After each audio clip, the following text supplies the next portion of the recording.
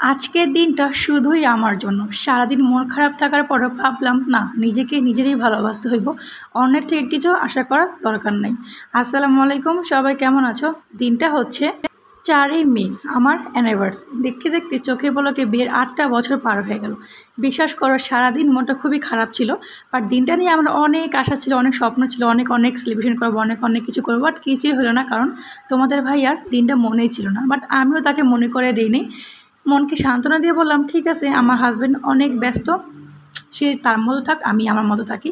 আমি সারাদিন মনটা খারাপ করে বসেছিলাম যে না, হয়তো এখন আমাকে উইশ করবো, এখন হয়তো আমাকে ফোন দিয়ে বলবো চলো রেডি হও, বাইরে ঘুরতে যাবো, মানে এখন হয়তো আমাকে একটা ফুল দিয়ে উইশ করবো। কিন্তু না, সারাদিন পার হয়ে গেল, কিছুই বললো না। ঠিক বিকেল 5টা বাজে ভাই বোন ছেলে মেয়েকে নিয়ে চলে আসলাম আমাদের নারায়ণগঞ্জের সবথেকে ভালো একটা জায়গা, মানে বিনা টাকা ঘোরা যায়, সেটা হচ্ছে রাসেল পার্কে।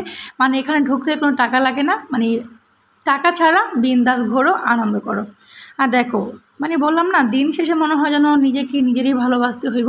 এই যে এখানে আসার পর না, আমার ছেলে মেয়ে দুটো কী যে খুশি, মাশাল্লাহ। আসল কথা কি, সন্তানের মুখে দিকে তাকালে কিন্তু সমস্ত দুঃখ কষ্ট এক নিমিষে শেষ হয়ে যায়। সেটা আমি মা হওয়ার পর বুঝতে পারছি। মানে সারাদিন ওয়েট করেছিলাম যে হয়তো তোমাদের ভাই আমাকে উইশ করবো, বা অনেক কিছু আশা, মানে সব মেয়ে যেরকম স্বপ্ন থাকে, আশা থাকে। কিন্তু ভাই আমার হাজব্যান্ড খুবই ব্যস্ত মানুষ। ঠিক আছে, যাই হোক, মনেই থাকলো। দেন আমি বিকেলবেলা, মানে হঠাৎ 3টা বাজে, আমি ফোন দিলাম নাদিয়াকে, চল একটু বাইরে যাই। বাট আমি কিন্তু তখন নাদিয়াকে বা সাদিয়াকে বলি নাই যে কেন আমার মনটা খারাপ ছিল বা কেন হঠাৎ করে বের হইলাম। কারণ আজকে হচ্ছে আমার বিয়ের 8 বছর কমপ্লিট হলো। মানে চোখে পলকে 8টা বছর কমপ্লিট হলো। সুখে দুঃখে পথ চলায় 8টা বছর। তো এইভাবে ভাই সারা জীবন পার করতে চাই এই মানুষটার হাত ধরেই। তো তার মনে না যদি কী হয়েছে, আমি তো আনন্দ করছি আমার ছেলে মেয়েকে নিয়ে।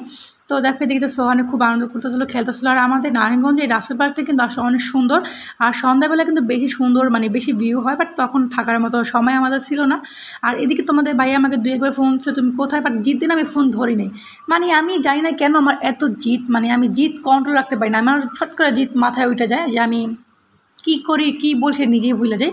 তো যাই হোক, আমি এদিকে ফোন টোন ধরি না, কারণ ফোন ধরলে ওর সাথে আমার একটু তর্কাতর্কি লাগবো, দেন উল্টাপাল্টার কথা বলে ফেলবো আমি।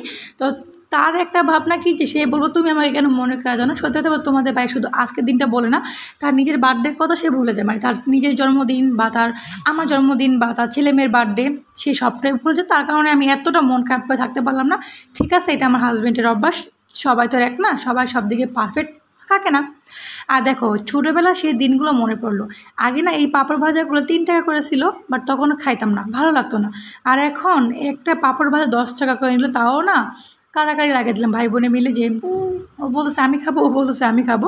আর দেখো, এখানে আসার পরে কিন্তু খুবই সুন্দর একটা সময় কাটাচ্ছিলাম। মানে আশা কথা কি, আমি না মন খারাপ করে থাকতে চাই না, মানে থাকতে পারিও না।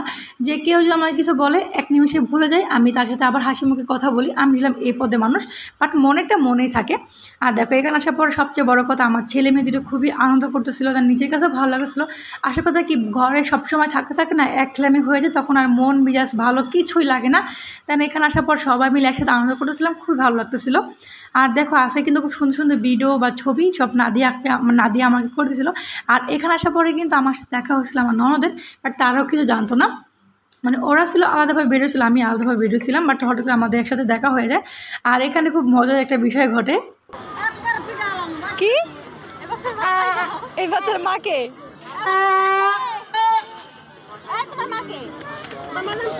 এই যে তোমার মাকে, তোমার মার নাম কি?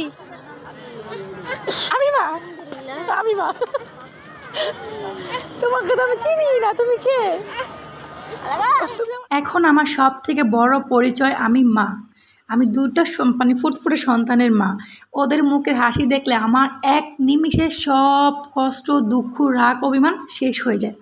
দেখো, এখানে তো আমার মেয়ে একটা খেলার সাথীও পেয়ে গেছে। এটা কিন্তু দেখা যায় ছেলে বাবুর মতন, বাট এটা কিন্তু মেয়ে বাবু।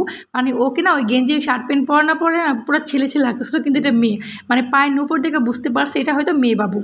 আর দেখো, এদিকে তো সবাই খুব আনন্দ করতেছিল, মজা করতেছিল। এখানে অনেকটা সময় থাকলাম, থাকার পরে আমরা কিন্তু তেমন কিছুই খাই নাই, কারণ নাদিয়া বলছে আপু কিছু খাবো না, কিছু খাওয়া কি দরকার নেই। তাহলে এখানে অনেকক্ষণ থাকার পরে আমরা এখন ভাবছিলাম কী খাওয়া যায়, কোথায় যাওয়া যায়।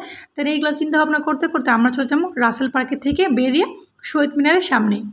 তার আগে আমার সোহান বলছে মা আমি খাবো আইসক্রিম, দেন সোহানকে এখান থেকে কিনে দিলাম একটা লেবুন আইসক্রিম। বাট প্ল্যান ছিল এখানে বসে খাই, কিন্তু না, সাদিয়া বললো আপু চল বাবালটি খাই আসি।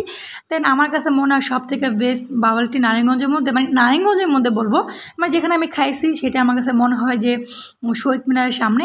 দেন এখানে অনেকটুকুন সময় থাকলাম, প্রায় আধা ঘন্টা 1 ঘন্টার মতো ছিলাম। দেন তারপরে আমরা এখন বেরিয়ে যাবো, কারণ অনেকটা বেলা হয়ে গেছিলো, মানে বেলা বলতে কি সন্ধ্যা হয়ে গেছিলো। আর দেখো আমার মেয়ের অবস্থা, সে হচ্ছে আইসক্রিম খাইতেছে, আর ওর রিয়াকশনটা দেখে আমার তো সবাই অবাক, মানে ও মুখে সামলে রাখতে পারতেছে না ঠান্ডা, বাট তারপরও সে আইসক্রিম খাইবো। তারপরে হচ্ছে আমার রিক্সা নিয়ে সোজা চলে আসলাম শহীদ মিনারের সামনে। এখান থেকে জাস্ট 3টা বাবালটি আর একটা হচ্ছে লেবনটি নিলাম। দেন এগুলো খাওয়া দাওয়া করা, মানে খাইতে খাইতে চলে আসলাম বাসায়। আর এই ছিল আমার ছোট্ট একটা ব্লগ। জানি না কতটুকু তোমাদের মধ্যে শেয়ার করতে পারলাম বা কতটুকু কথা প্রকাশ করতে পারলাম। ভাই আমি মন খারাপ করে থাকতে পারি না, তো আমার এই দিনটা আমি এভাবেই আনন্দ করে কাটালাম। যাক, তোমরা সবাই দোয়া করো, দেখা হচ্ছে নেক্সট ভিডিওতে।